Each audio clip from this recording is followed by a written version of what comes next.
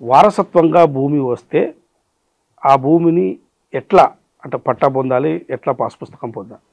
ఇది కూడా ధరణి చాలా సమస్యలు సృష్టించింది.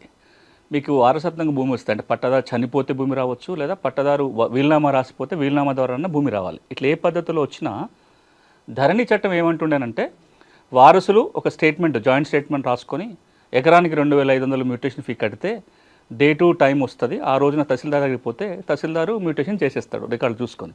విచారణ చేసే అధికారం తహసీల్దార్కి లేదు. దీనివల్ల రాష్ట్ర వ్యాప్తంగా చాలా చిక్కులు వచ్చినాయి. ఉదాహరణకి ఓ పట్టదారు చనిపోయిండు, ఆయనకు 4 పిల్లలు ఉన్నారు, 2 ఊళ్ళో ఉంటున్నారు, 2 హైదరాబాద్లోనో దుబాయ్లోనో ఉన్నారు.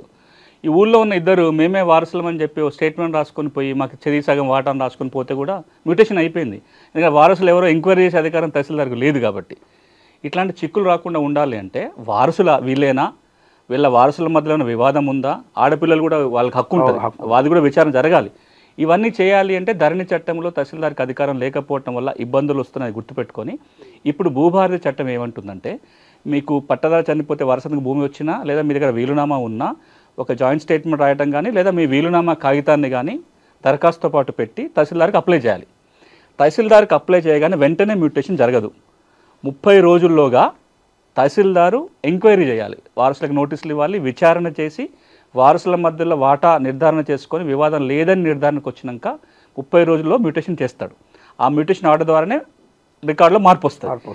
ఇక చాలామందికి ఏమనుకోవచ్చు అంటే తహసీల్దార్ 30 రోజులుగా చేయకపోతే ఎట్లా, మళ్ళీ ఇంత ముందులాగా 6 నెలల్లో సంవత్సరం కాలయాపన చేస్తే ఇబ్బంది అవుతుందని చాలామందికి అనుమానం ఉంటుంది. దీన్ని నివృత్తి చేయడం కోసం భూభారతి చట్టం ఏమంటుందంటే 30 రోజుల్లోగా గనక తహసీల్దార్ మ్యూటేషన్ చేయకపోతే 31వ రోజు మీ దరఖాస్తులో ఏ విధంగా మీ వాటాల పంపిణీ అడిగారో ఆ మేరకు కంప్యూటర్ మ్యూటేషన్ చేసేస్తుంది. ఇది ఆటోమ్యూటేషన్ అంటాం. సో మీకు పాస్బుక్ వచ్చేస్తుంది. కానీ ఒక మండలంలో కనుక ఎక్కువ ఆటోమ్యూటేషన్ జరిగితే రెవెన్యూ అధికారులు వాళ్ళు రివ్యూ చేస్తారు, తహసీల్దార్ మీద చర్యలు తీసుకోవడానికి కూడా ఉంటుంది ఆటోమ్యూటేషన్ చేయకుండా. సో ఇదేమవుతుంది, వారసత్వంగా భూమి వస్తే విచారణ చేసి నిజమైన వారసులకి వాళ్ళ హక్కుల మేరకు మ్యూటేషన్ చేసే విధంగా సెక్షన్ 7 భూభారతి చట్టంలో పొందుపరిచారు. సో మొత్తం ఓవరాల్గా విచారణ జరగాల్సిందే వారసత్వం అనేది. ఇప్పుడు మీకు రిజిస్ట్రేషన్ జరిగినప్పుడైతే విచారణ లేదు, అప్పటికప్పుడే జరిగిపోతుంది. వారసత్వంగా భూమి వచ్చినప్పుడు మాత్రం స్థానికంగా విచారణ చేసిన తర్వాతనే మ్యూటేషన్.